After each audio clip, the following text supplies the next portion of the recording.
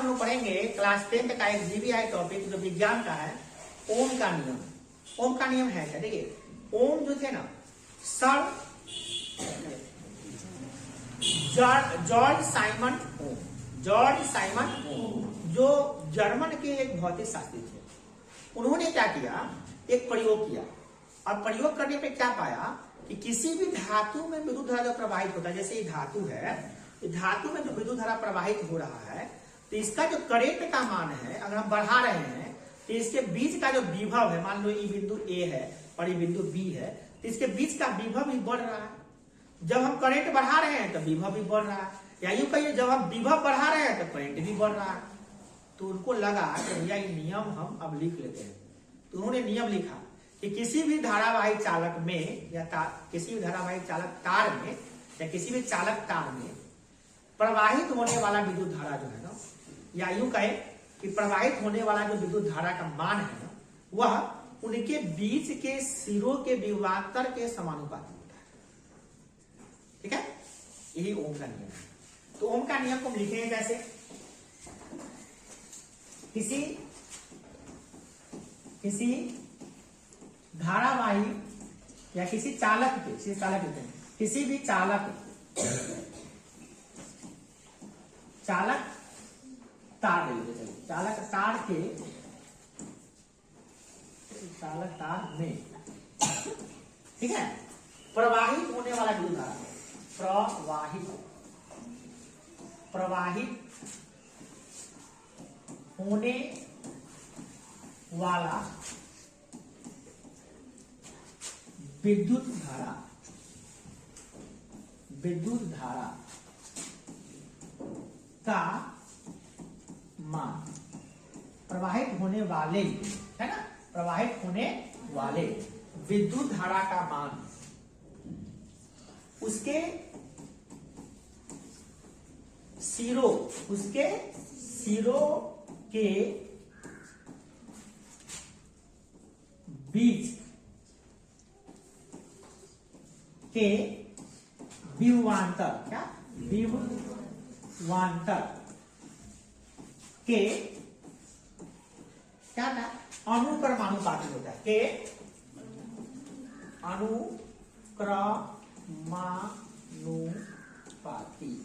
अनुक्रमानुपाती होता है।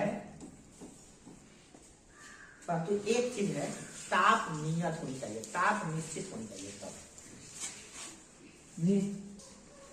परंतु क्या लिखेंगे? ताप, निश्चित ताप पर। लेकिन यहाँ पे क्या लिखेंगे? निश्चित ताप पर। क्या? निश्चित ताप पर। इसका मतलब क्या? निश्चित ताप पर मतलब क्या हुआ कि तापमान अगर नियत है तो तापमान बढ़ने से भी करंट बढ़ जाता है, बढ़ जाता है, उसका अलग बात है।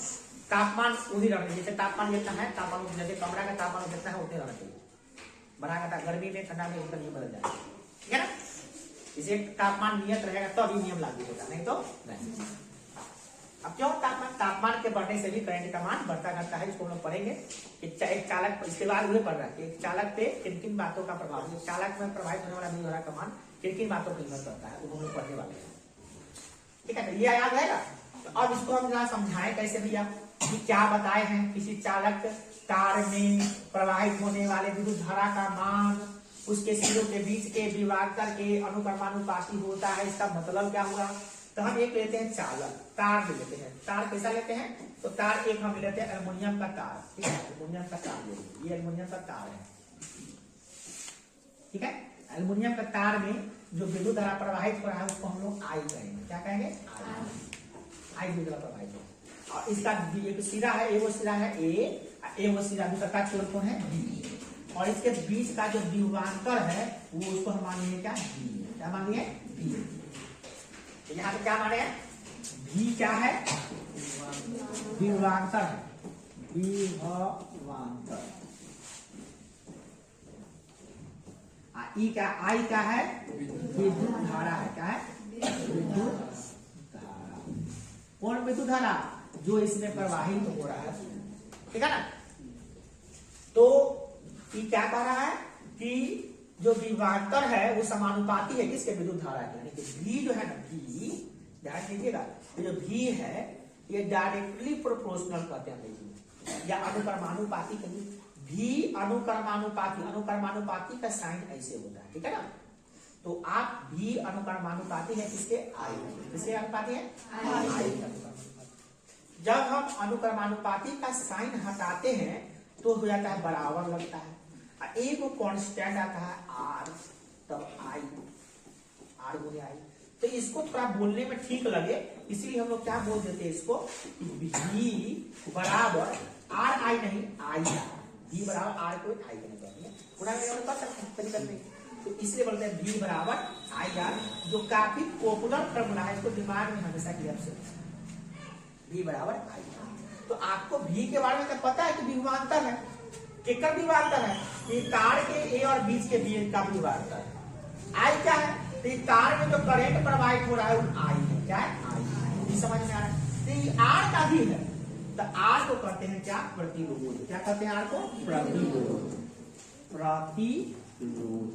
फिर सवाल उठता है कि प्रतिरोध क्या होता है, केकर प्रतिरोध है, तो ये धातु जो लगा है ना एल्युमिनियम धातु जो लगा है इसका प्रतिरोध है। तो सवाल बना कर दिएगा, हाँ सवाल बनाया करिएगा एल्युमिनियम का प्रतिरोध, ठीक है ना। तो इस सवाल में तीन क्वेश्चन हो गया, क्या ये फॉर्मूला हो गया भी, ये हो गया आई, ये हो गया तीसरा का नंबर आर।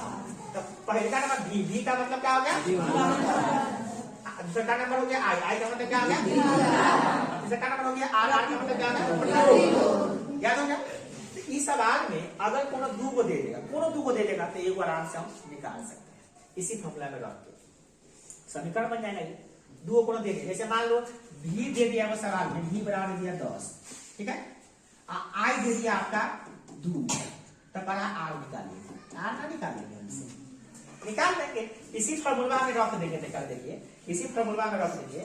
कितना भैया भी कितना हो 10 बराबर आई कितना हो 2, आर कितना होता है? तो पते ना हो, छोड़ दे, इन्हें का 2 गुना है, कितना होगा 10 बटा 2 बराबर क्या निकल क्या आ गया? तो आर बराबर आ गया 5 किलो, 5 प्रतिरोध कैसे मात्रा ओम होता है, प्रतिरोध कैसे मात्रा ओम होता है। चलिए बनाया से सीख लिए, प्रतिरोध कैसे मात्रा ओम होता है, याद आएगा। ओम कैसे लिखते हैं? ओम ऐसे लिखते हैं, ये तो ओम लिखते हैं हम लोग, ओम नमः शिवाय वाला ओम, मगर विज्ञान में ई ओम नहीं होता है, ई लोटा होता है, ऐसे ओम क्या कहते हैं इसको? तो एक चीज नया से सीख गए कि भैया प्रतिरोध का ऐसा ही मात्रा क्या होता है? ओम होता है। हमको तो पहले से पता था कि विभवांतर कैसे मात्रा कथी होता है? वोल्ट होता है। विद्युत कैसे मात्रा क्या होता है? करंट होता है, आई होता है, एम्पियर होता है। विद्युत कैसे मात्रा क्या होता है? एम्पियर होता है, ये तो आपको पता था। अब प्रतिरोध कैसे मात्रा क्या हो गया? ओम होता है, ओम कहेंगे, इसी ऐसे पता चलेगा आपको। आप प्रतिरोध किसे कहते हैं? हम पढ़ने जा रहे हैं, पढ़ेंगे प्रतिरोध क्या होता है। अब आया कैसा? ई हो गया ओम का नियम कि भी समानुपाती होगा आई के, तो भी बराबर आर आई, यानी कि भी बराबर आई आर। ओके, अब कहेंगे सत्यापित करिए भैया, सत्यापित करके दिखाइए। सत्यापित नहीं करोगे तो कैसे होगा? तो हम क्या करते हैं कि तब्बे वाला याद कर देते हैं भैया, किताब में जो था वही याद करते रहते, सबसे बढ़िया, कंफ्यूजन नहीं होगा। ऐसे हम कोनो लिख देंगे तब बता सकते हैं, हम तो बहुत लिख के बता सकते हैं, आपको बता दें हम दूसरा लिखे, दूसरे लिख के बता देते हैं, आपके मन में भी आ जाएगा कि सर जी कहे हैं तो मान लेते हैं कि नहीं हो रहा है। हम लिखेंगे एक, क्या लिखेंगे? एक। हम लिखेंगे यहाँ पे 2, हम लिखेंगे 3, हम लिखेंगे 4, यहाँ लिखेंगे 5, कोई दिक्कत नहीं। यहाँ लिखेंगे क्या? 2, यहाँ पे क्या लिखेंगे? 4, यहाँ पे क्या लिखेंगे? 6, यहाँ पे क्या लिखेंगे? 8, यहाँ पे क्या लिखेंगे?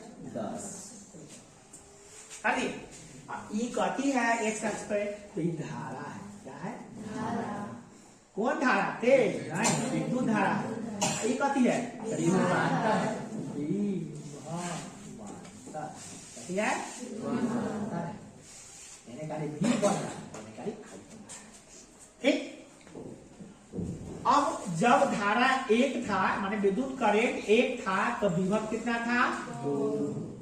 जब करंट 2 था तो विभव कितना हो गया? 4। समझ में बढ़िया से आना चाहिए। तो क्या हो गया? एक था तो ये था 2, जब ये 2 था तो कितना हो गया 4, ये 3 था तो कितना हो गया 6, ये 8 के सामने सामने, ये 4 के सामने सामने, ये 5 के सामने सामने, ये 10 के सामने सामने, हो गया। इसको हम मिला दिए हैं स्किल रॉड के ऐसे।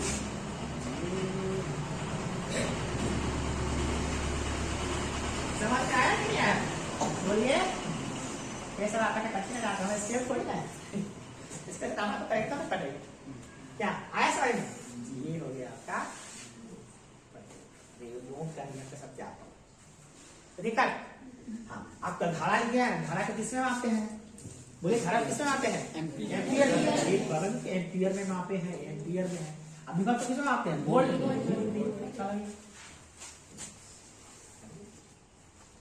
आप कैसा गलती नहीं हो गया, कैसे गलती हो जाएगा? हम निकाल कर देख लेते हैं। 2/1 करेंगे कितना है? 4/2 करेंगे कितना आ गया? बुआ करके 6/ कितना करेंगे? 3 करके कितना आ गया? सब तो 2 आया तो हो गया।